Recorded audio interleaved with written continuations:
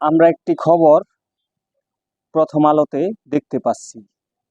খবরটি হলো এরকম: ভারত থেকে যুক্তরাষ্ট্রে যাবেন সাকিব, বাংলাদেশে কি আসবে। খবরের শিরোনামটা ঠিক এরকম লিখেছে। তো খবরটা হলো যে এরকম, যুক্তরাষ্ট্রে যাবেন, এটার তথ্য আমরা এখনো পাই নাই। কেন যাবেন, কি কারণে যাবেন, কি আসল বিষয়, সেই তথ্যগুলো আমরা এখনো পাই নাই। জরুরি অবস্থায় তার যুক্তরাষ্ট্র যাওয়া প্রয়োজন, যাওয়া দরকার। তো কি আসবেন,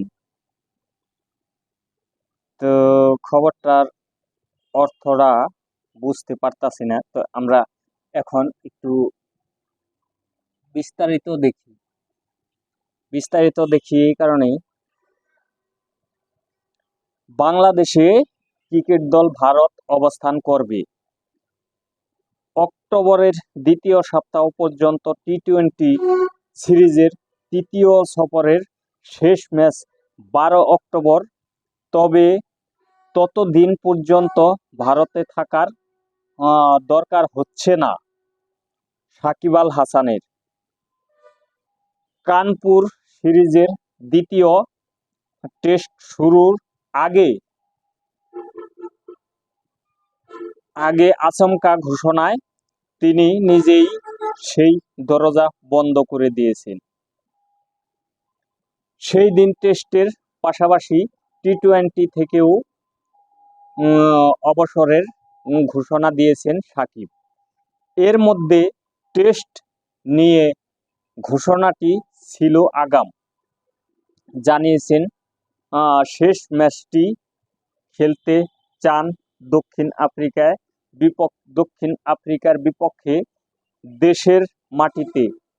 আর টি-20-র সিদ্ধান্তটি এর মধ্যেই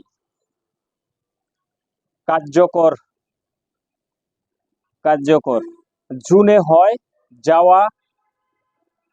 জুনে হয়ে যাওয়া টি-20 বিশ্বকাপেই শেষ ম্যাচ খেলে ফেলেছেন তিনি, যার অর্থ 30 টেস্টের বাংলাদেশের ভারত সিরিজের কানপুর টেস্ট শেষ হলেই সাকিব ভারত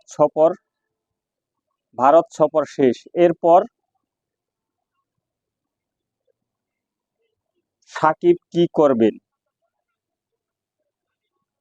কানপুর টেস্ট শেষে সাকিব চলে যাবেন যুক্তরাষ্ট্রে। আগস্টের মাঝামাঝি সেখান থেকে পাকিস্তানে 2 টেস্টে সিরিজ খেলতে গিয়েছিল। এরপর যুক্তরাজ্যে কাউন্টি চ্যাম্পিয়নে এর ম্যাচ খেলে চলে আসেন ভারত।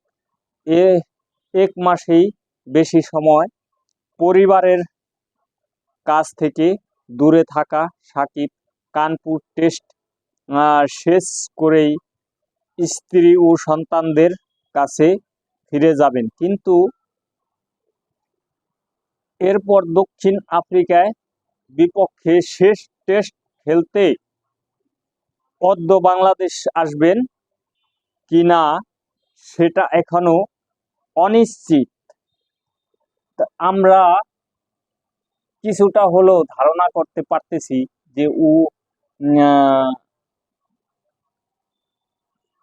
যুক্তরাষ্ট্র চলে যাবেন। কেন চলে যাবেন, কি কারণে চলে যাবেন, সেটা আমরা যদিও না বুঝতে পারি, তবে কিছুটা হলেও আমাদের বোঝার সক্ষমতা হয়েছে। তো এটার অর্থ আরো বিস্তারিত কিছুদিন পর বোঝা যাবে যে টি-20 সব ম্যাচ থেকে অব্যাহতি চাইছেন এবং যুক্তরাষ্ট্র চলে যাবেন। এটার অর্থ আমরা ক্ষণে ক্ষণে পাবো ইনশাল্লাহ। তবে এখন